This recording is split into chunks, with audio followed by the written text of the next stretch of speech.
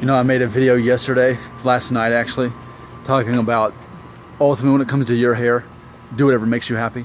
And I get it. My hair like this, it makes me look older.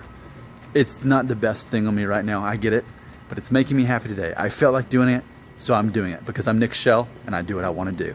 Now, let's talk about a concept here. I like looking at the opposites of theories and concepts. So I want to do that today. Now, yesterday, my wife had a friend over when I got home from work, and I was catching up with her, and I was telling her about the channel, and when I was talking about how, you know, a lot of people that are starting to realize that they're losing their hair and dealing with that, they're kind of freaking out about it or whatever because, you know, they're afraid that they're not going to be as attractive now that they're losing their hair.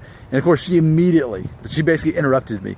She said, yeah, but there's lots of guys that have no hair and they're very attractive, and there's lots of guys that have hair and they're not attractive.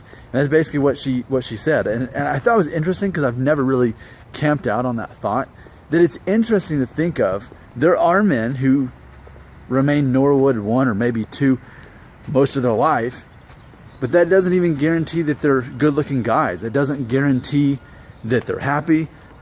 It's funny because I recently talked to someone who is older than me and is like a Norwood 1 or 2, and you know, he was telling me, he said, okay, well, yeah, I've never had to worry about hair loss, but trust me, I've made up for it in other ways. There's all kinds of other things I have to worry about instead.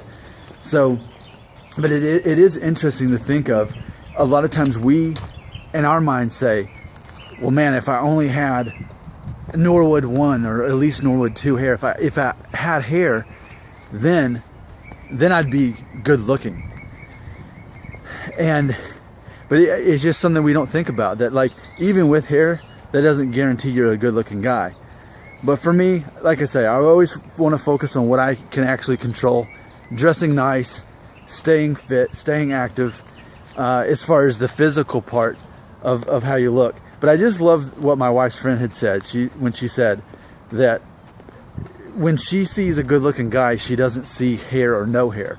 She sees a good looking guy. And then she immediately went into talking about how physically fit he was. So for me, it's just extra reinforcement of what we already know, of how much emphasis we put on hair that women don't. If part of the goal is to be attractive and handsome, but yet women aren't judging us on the same rate. Now, I get it. Some women do care. Some do. But in my experience, the majority, and I think that's always going to be a struggle with my viewers on this channel, is I regularly present theories. And people assume that I'm saying that all the time it's this way. I'm not saying that.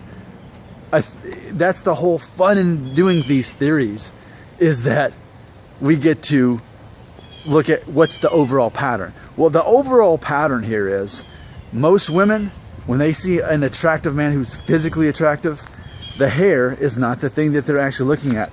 If they're just looking at physical attractiveness alone, apart from him being a decisive man and a confident man and all that stuff, it's not actually his hair is the first thing that they don't, is not the hair is not the first thing they notice. I just love how she had said, a guy can be, he's attractive whether he's got hair or not. And so that means the opposite is ultimately true too. Is that you can have a full head of hair and still not be a physically attractive guy.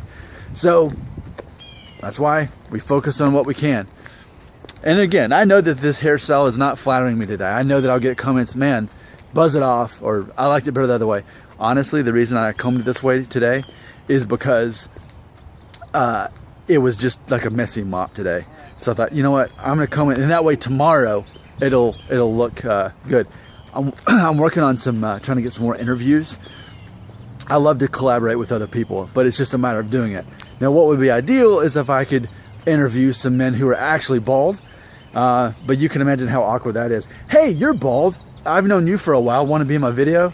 That'd be awkward. It's easier to get men who still have all their hair and that are the exception to the rule. They're the easier people to interview. And the ratings show it. You guys are flocking to those videos, so you better believe I want to make more of them. All right, so you can be ugly with or without hair. You can be handsome with or without hair. That is my theory. To me, it's truth.